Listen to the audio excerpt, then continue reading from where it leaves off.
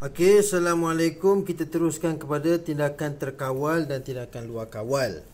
Jadi kamu telah pun pelajari bagaimana pergerakan impuls. Apabila reseptor telah pun dirangsang, maka reseptor dia akan menghasilkan impuls dan impuls akan dihantar melalui neuron. Dan perjalanan neuron tu adalah seperti elektrik lah. Perjalanan dia sangat laju sehinggalah dia sampai ke sinap. Sinap pula dia bertukar daripada elektrik tu bertukar kepada kimia, iaitu neurotransmitter. Dan neurotransmitter ni akan menghantar impuls tu pula kan ke postsynapse kan. Kemudian selepas dah terhasil postsynapse tu, dah melalui postsynapse, dia akan dihantar balik semula menerusi neuron geganti tu pun dia pakai elektrik pula kan. Impuls tu dah bentuk elektrik lah. Okey, jadi kita di sini kita dah tahulah bahawa disebabkan tindakan impuls ni yang mana sentiasa dihantar melalui neuron, menyebabkan kita ni boleh memberi respon lah kan, memberi respon terhadap rangsangan. Disebabkan adanya sistem saraf ni, manusia mampu memberi respon terhadap rangsangan. Jadi bila mana kita sebut pasal rangsangan, mana kita memberi gerak balas ataupun respon, terdapat dua jenis gerak balas. Satu tindakan yang terkawal, satu lagi tindakan luar kawal. Jadi kita kalau terkawal ni maksudnya kita boleh lakukannya, maksudnya sebelum kita membuat gerak balas tu, impuls tu akan melalui otak terlebih dahulu dan dia akan menganalisis impuls tersebut. Dia akan analisis. Otak tu akan analisis dan beritahu apa yang patut dibuat kepada efektor. Dan maklumat tu pun ataupun arahan tu pun datang dari otak tu dihantar ke efektor melalui impuls juga. Okey, jadi itu yang terkawal. Kalau tidak terkawal ni, dia tidak melalui saluran, dia tidak pergi kepada otak. Okey, tindakan terkawal dirangsang oleh rangsangan luar, manakala tindakan luar kawal dirangsang oleh rangsangan dalam. Jadi ada beza antara tindakan luar kawal dengan tindakan terkawal. Okey, tindakan refleks merupakan satu tindakan luar kawal.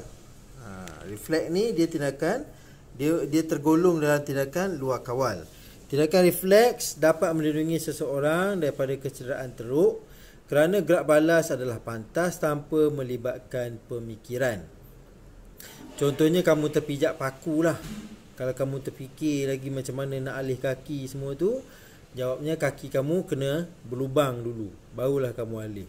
Tapi disebabkan dia tindakan refleks ni dia tidak melibatkan pemikiran kan? Kamu kena je terus kamu angkat.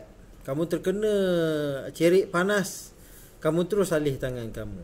Kamu terpijak paku, kamu terus alih kaki kamu. Sebab apa? Sebab dia tidak melibatkan pemikiran.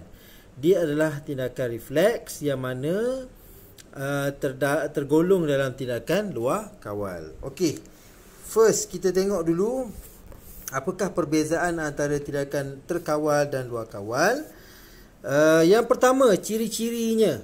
Okey, tindakan disedari dan berlaku mengikut kemahuan individu.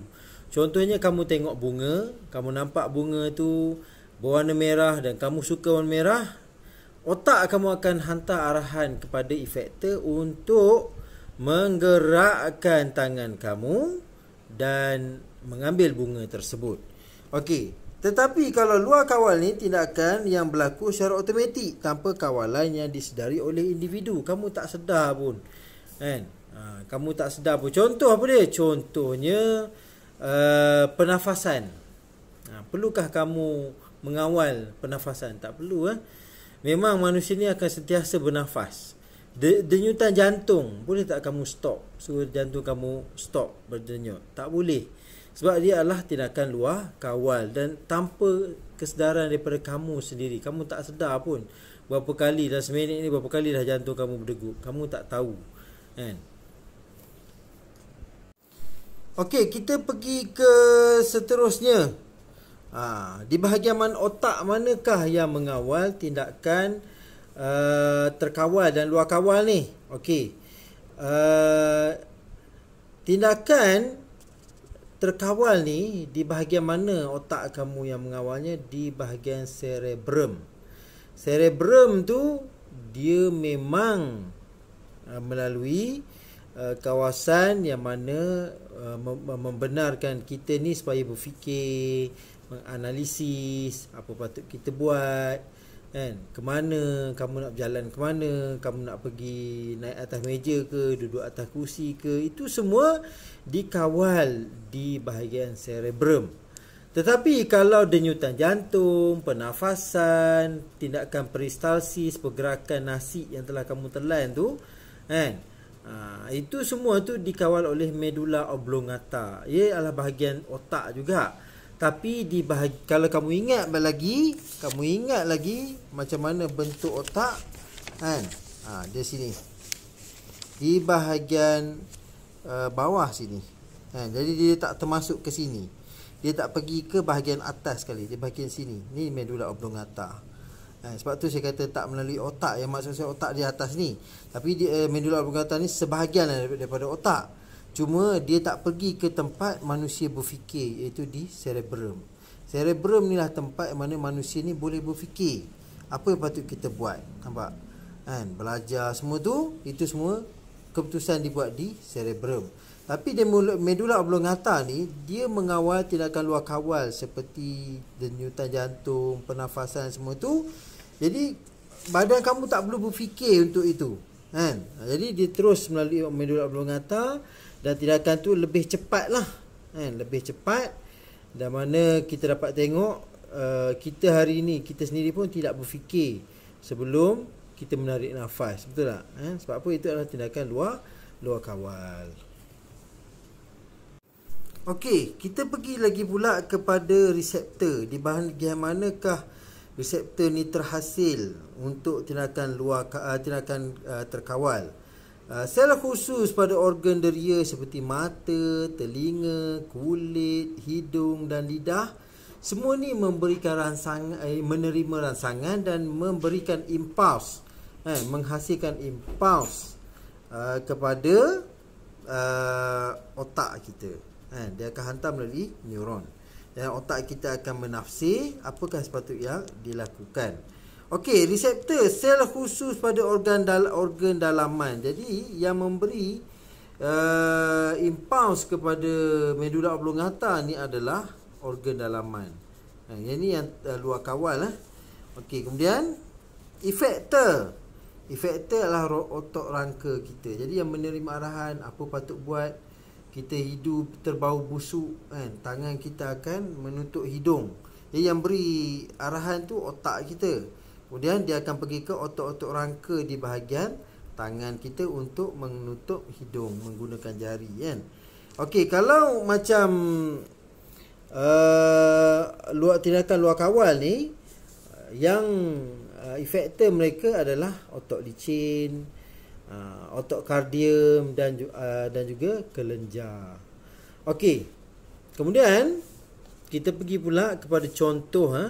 Contoh tindakan terkawal adalah membaca, menulis, mengayuh basikal, berlari, berfikir, belajar. Itu semua adalah tindakan terkawal. Okey, tindakan tidak kawal, kamu tak boleh kawal pun, kan? Tindakan peristalsis, itu pergerakan makanan, dalam salur makanan kita. Itu adalah tindakan peristalsis. Dia tidak memerlukan pemikiran lah. Dan dia tidak terkawal. Okey, pernafasan, denyutan jantung dan bersin. Okey, Assalamualaikum warahmatullahi taala wabarakatuh.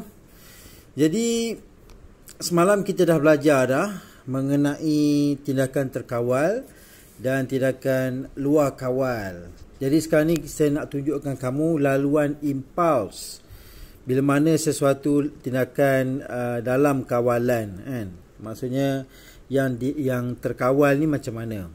Okey, bermula dengan rangsangan. Rangsangan ni dia merangsang reseptor. Contohnya kamu letak kamu cucuk paku, kan? Dekat mana? Dekat tangan kamu, kan? Jadi ni dalam keadaan kamu sedar, kamu tolak tangan kamu macam tu, macam tu. Jadi sebenarnya kamu telah merangsang reseptor. Dan reseptor ni dia akan mengeluarkan impuls dan dia akan melalui neuron deria. Dan dia akan pergi sampai ke mana? Dia akan hantar ke cerebrum. Di cerebrum ni lah terdapatnya neuron geganti. Kemudian di cerebrum ni kamu sebenarnya tengah berfikir. Kamu berfikir, ni kalau aku biar lama-lama cocok-cocok ni boleh luka tangan aku ni. Itu kamu fikir. Jadi otak kamu bagi arahan, suruh alih. Berhenti cucuk-cucuk tangan tu. Sebab apa? Otak kamu berfikir. Kemudian dia akan beri arahan dan impuls tu akan dihantar oleh apa? Neuron motor. Neuron motor akan pergi ke efektor. Efektor akan pergi ke mana? Ke gerak balas, iaitu di otot-otot rangka di kawasan kamu punya jari-jari ni. Jadi dia akan alih, stop. Jangan buat perangai macam tu, kan? Okey, jadi itu yang berlaku dalam kawalan. Melibatkan pemikiran. Kamu boleh berfikir berapa lama nak cocok-cocok tangan ni. Kan? Itu semua laluan terkawal. Maksudnya tindakan terkawal. Okey, bagaimana pula dengan tindakan luar kawal? Maksudnya kamu memang tak boleh kawal pun. Kan? Kamu memang tak boleh kawal. Macam mana kamu nak kawal? Kamu tidak boleh kawal. Dalam keadaan contohnya kamu dah telan makanan. Adakah kamu yang kawal pergerakan otot-otot untuk menolak makanan tu ke perut? Jawapannya tidak, kan? Bukan kita, tapi ialah tindakan peristalsis, iaitu gerakan otot, kan? Yang mana akan menolak makanan tersebut untuk pergi ke salur makanan lah, ke perut, ke usus dan seterusnya. Tapi ia sebenarnya, kan, makanan tu dia masuk sahaja dalam kamu punya esophagus.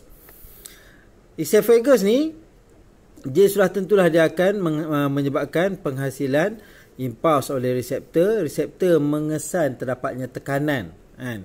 Sebab apa? Adanya makanan.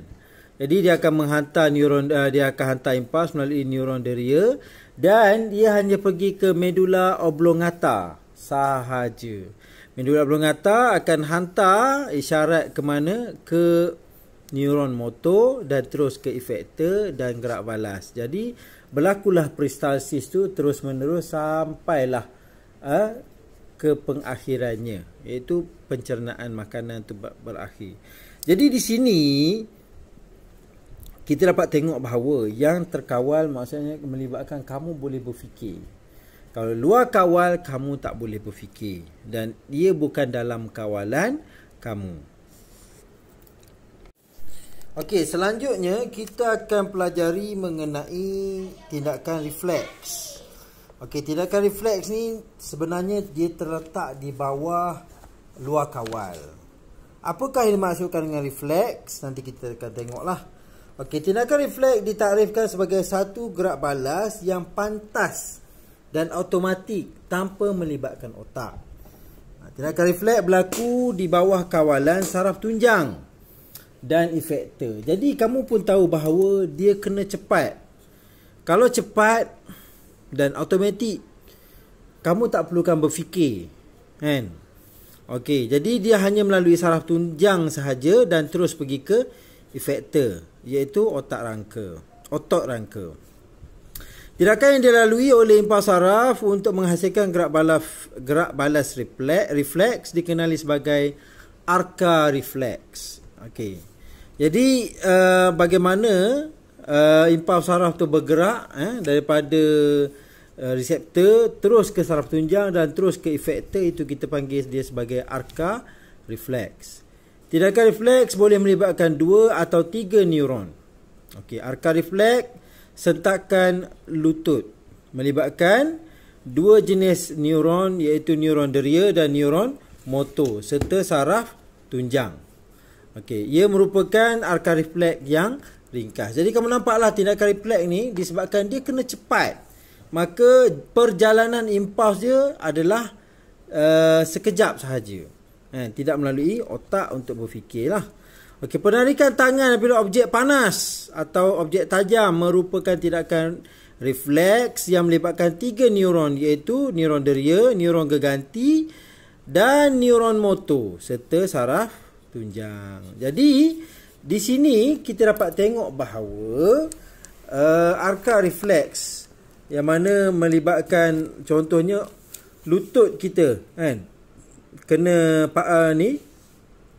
penukul kepala getah ni, kamu akan secara automatiknya akan menendang kan, akan menendang. Sebab apa? Sebab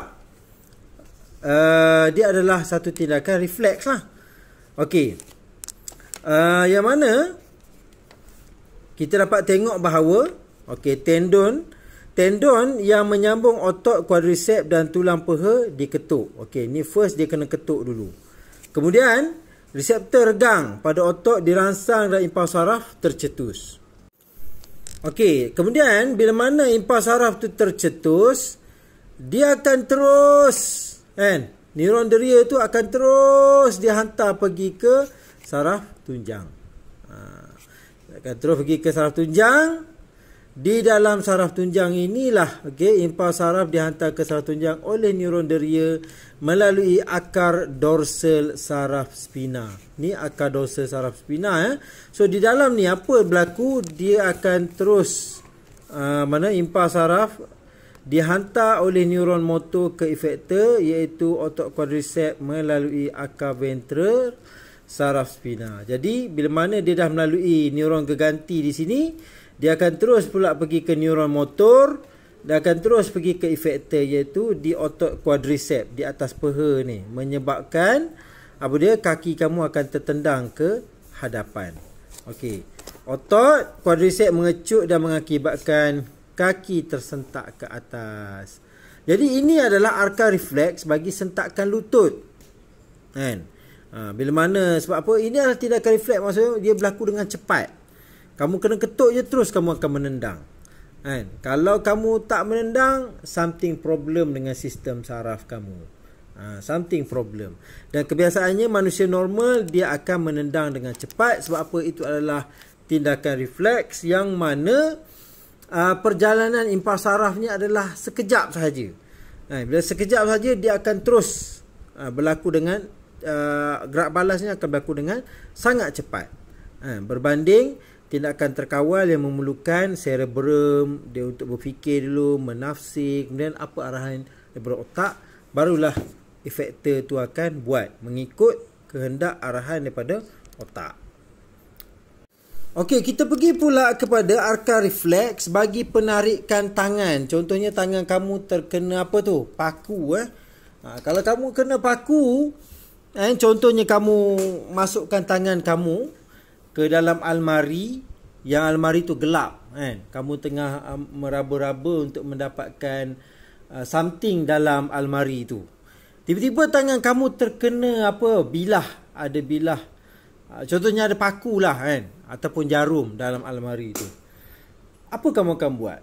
Secara automatiknya kamu akan menarik tangan kamu tanpa berfikir-fikir lagi dah. Kamu dah tarik tu, barulah kamu rasa ada benda tajam ni. Perasan tak? Bukan kamu sentuh, dah cocok tangan kamu terfikir ini benda tajam, perlu tarik. Tak, kita tak macam tu. Secara logiknya ataupun secara normal yang berlaku kita akan sentuh, kita akan terus tarik. Tak sempat lagi dia nak cocok masuk dalam daging kita dah tarik. Itu adalah arka refleks untuk penarikan tangan. Apa yang berlaku? Reseptor sakit pada kulit dirangsang apabila jari tercucuk paku.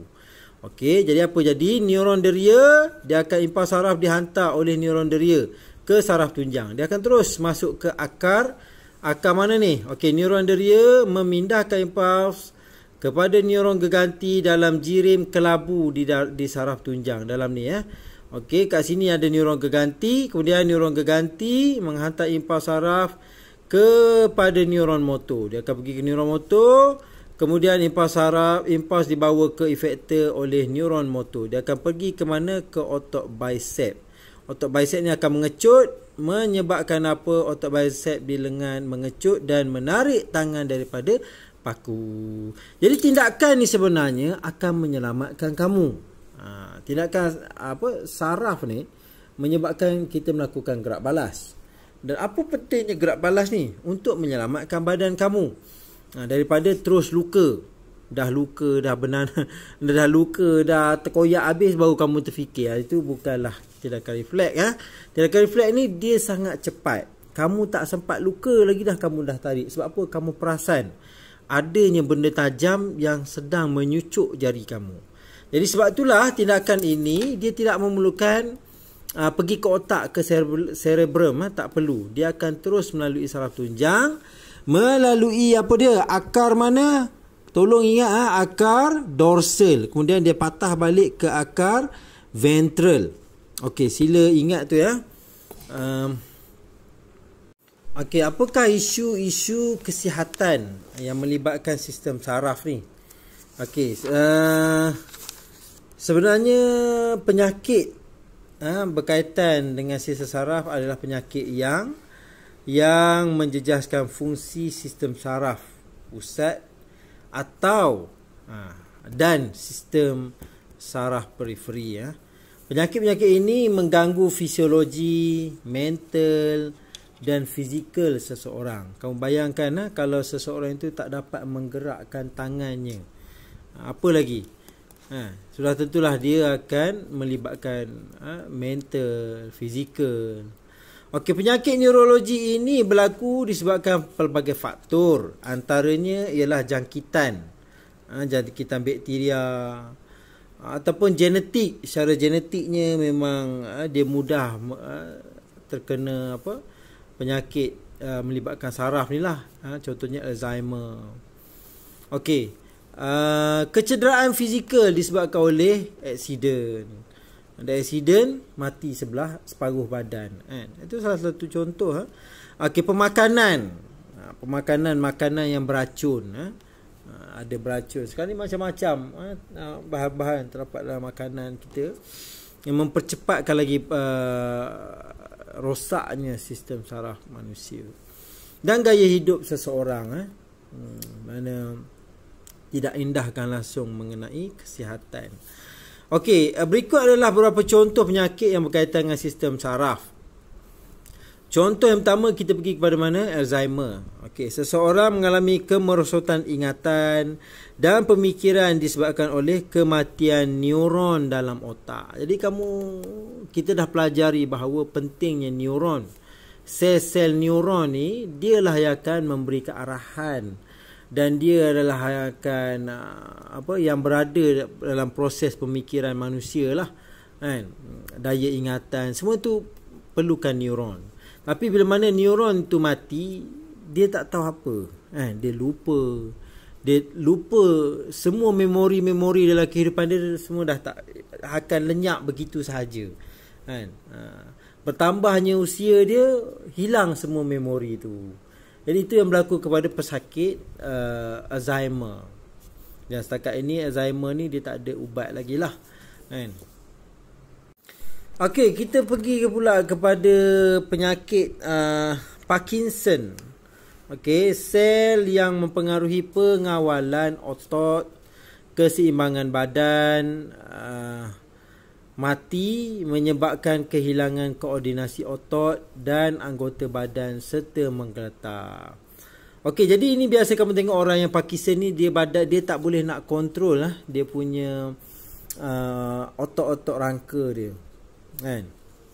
Dia tak boleh nak kontrol. Even dia tak boleh nak pegang sebiji gelas. Dia sentiasa bergetar tangan dia. Jadi keseimbangan badan pun dia tak boleh nak kawal. Jadi itu terjadi pada pesakit Parkinson. Okey, ADHD iaitu Attention Deficit Hyperactivity Disorder, ADHD, merupakan gangguan yang berlaku di kalangan kanak-kanak dan boleh berterusan sehingga usia remaja dan dewasa. Okey, pesakit akan menunjukkan perilaku hyperaktif. Dan impulsif dan masalah kurang memberi tumpuan serentak.